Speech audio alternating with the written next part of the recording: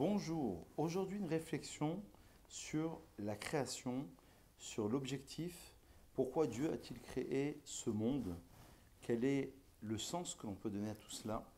Je voudrais démarrer avec une lecture à partir du Ramchal, du Rav Shriki, l'essence de la Torah, que je vous conseille d'ailleurs par ailleurs, où là-bas on remonte à trois raisons pour lesquelles, à partir du Zohar, du Harizal 16e siècle, du Ramchal 18e siècle, essentiellement en Italie, trois raisons pour lesquelles Dieu a créé le monde.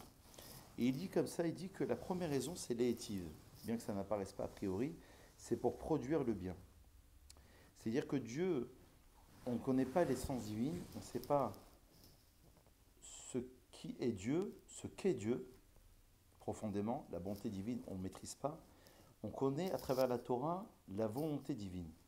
On sait ce que Dieu veut à travers la Torah et les mitzvot, les commandements que Dieu nous a enjoints. On ne connaît pas la profondeur de Dieu, on connaît sa volonté. Donc Dieu n'a pas un besoin, d'après le Ramchal, le Harizal, de créer le monde à titre personnel, c'est pour la créature, c'est pour l'homme. Or, à partir du moment où il y a la création, on avait déjà évoqué dans notre cours sur le sens de la mystique juive, auquel je vous renvoie aujourd'hui, sur notre chaîne YouTube, qu'il y a 4 mondes successifs. Le monde le plus élevé, c'est celui qui est en proximité avec Dieu, c'est le monde de l'émanation. C'est la Hamida quand on fait la prière. C'est-à-dire il n'y a plus de mal. Alors, du moment où il y a une séparation entre Hatzilut, le premier monde le plus élevé, avec les 3 mondes inférieurs, Bia, Bria, Yetzira et Asiya, le monde de la création, formation et action, eh bien, il y a l'origine du mal. Puisque à l'origine, tout était unifié, tout était un. Et d'ailleurs, ce monde est créé, ce système est créé pour 6000 ans, en l'an 5781, et donc on va vers la fin d'un cycle, pour 6000 ans. Donc le but, c'est qu'à l'époque messianique, le mal disparaisse, et donc quelque part, la création se réunifie avec le Créateur. Donc, encore une fois, au moment de la création, il y a séparation entre le Créateur et la créature. Et le Rav ici nous dit qu'il y a un triptyque fondamental euh, relatif à toute la création, du monde et de l'homme. Parce que c'est la même chose. L'homme dans sa structure, on l'avait déjà vu dans d'autres vidéos, l'homme dans sa structure, il a plusieurs parties. On avait dit qu'il y avait le microcosme et le macrocosme. Par un Teruma, par exemple, on avait évoqué que le temple, c'est un monde en miniature.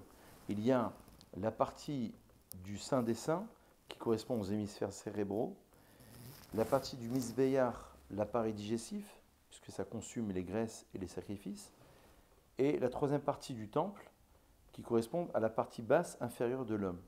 Donc, le temple est un monde en miniature. L'homme dans sa structure, c'est un monde en miniature. Dans la Kabbalah, dans la mystique juive, et c'est repris longuement dans d'autres textes aussi, lorsque on fait une mitzvah, il y a des répercussions dans ce monde-ci et dans les mondes supérieurs. Donc le triptyque fondamental, c'est la création, destruction et réparation.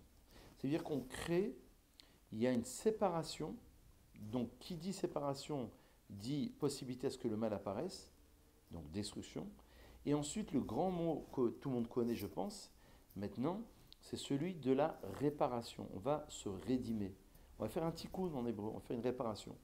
Comment ça marche? D'après le Harizal, 16e siècle, la Safed, première étape, c'est la lumière infinie de Dieu qui remplissait tout l'univers, qu'on appelle le Ensof. Le grand sujet phare de la Kabbalah, c'est la brisure des vases. Puisque la lumière était tellement intense, les vases, les réceptacles, ne peuvent pas contenir cette lumière. C'est-à-dire que comment on passe du monde de l'infini au monde fini? C'est qu'il y a un passage, le Surtek, d'après le Ramchal, qui permet cette relation entre l'infini et le fini. Comment on arrive de l'infini de Dieu à la création de ce monde? À travers mon âme, parce que mon âme, c'est Chelek Elokam Imal, c'est une infime partie de Dieu qui est en moi. Donc la première étape, c'est que la lumière de Dieu remplissait le monde, le Ensof. Deuxième grande étape dans la création, la rétraction de la lumière divine qu'on appelle le Tzimtzum, pour permettre la présence d'autre chose que lui, que Dieu. La troisième grande étape dans ce triptyque, c'est que le monde commence à s'organiser en lumière et réceptacle. Ça veut dire quoi? Ça veut dire qu'on va essayer de retrouver l'harmonie, l'équilibre entre la lumière de l'infini avec le réceptacle, le contenant et le contenu. En d'autres termes, pour le dire beaucoup plus simplement, trouver l'harmonie, l'équilibre dans ma vie, entre mon corps et mon âme. Alors, j'ai envie de sortir, j'ai envie de manger, j'ai envie de m'aérer, pourquoi pas, c'est les besoins du corps. Mais trop souvent, on oublie les besoins de l'âme. L'âme, et c'est ça, l'époque messianique, le mal disparaît, l'âme, Neheni Mizi Vashrina, la Gemara d'Ambracho dit qu'on va profiter de la splendeur de la présence divine.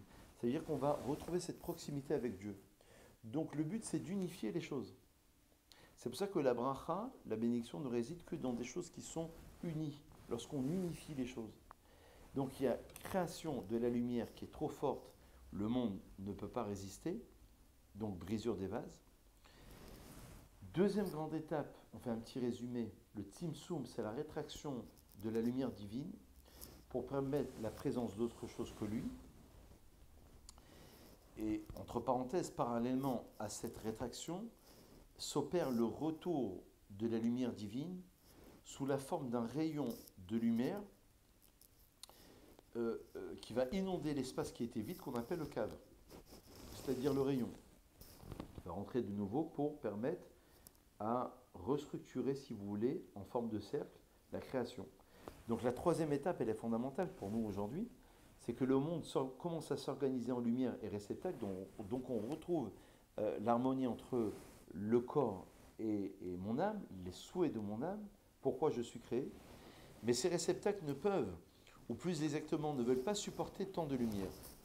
Donc il y a une brisure des vases, c'est ça la brisure des réceptacles. Se créent alors des mondes et des structures inférieures dont le rôle sera de réparer cette brisure. Et dans toute notre vie, si vous faites attention, l'objectif, c'est de réparer ces brisures qui ont eu lieu à l'origine de la création. Le Ramchal va expliquer qu'il y a trois raisons pour lesquelles Dieu a créé le monde. On a commencé notre intervention par cela. Première étape, c'est produire le bien, l'étive. Dieu n'a pas de besoin en tant que tel.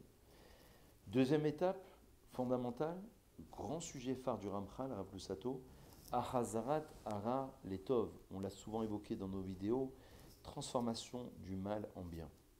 Rabbi Meir Balanès au IIe siècle était un des descendants de Néron qui voulait anéantir le peuple juif, Jérusalem, le temple.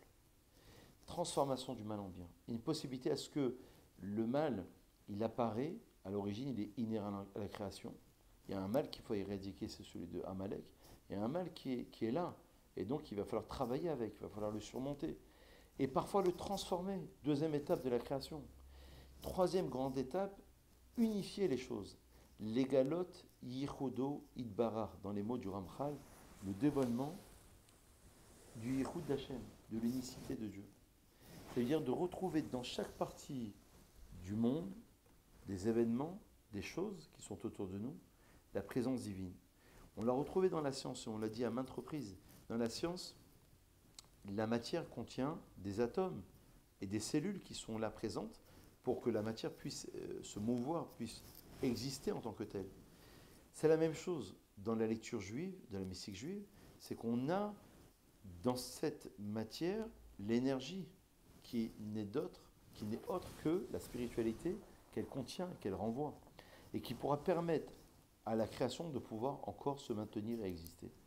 Donc voilà, si vous voulez, des choses qui sont pour moi fondamentales, où aujourd'hui, pour conclure, on est en perte de sens. Parfois on se perd dans les idées, dans nos dimensions, pourquoi on est créé, qu'est-ce qu'on fait là. Donc chacun d'entre nous a une âme, a une raison d'être, et le monde a été créé en ce sens-là. Bien qu'après on ne le voie pas, on ne le voit pas, on arrive normalement à percevoir la trame, le fil conducteur qui permet au monde de donner un sens aux événements, aux choses, aux êtres humains. Et c'est tout ce que l'on doit rechercher aujourd'hui, c'est de donner un sens justement aux événements et à notre identité, à notre singularité, trouver ces objectifs. Bonne réflexion et à très vite.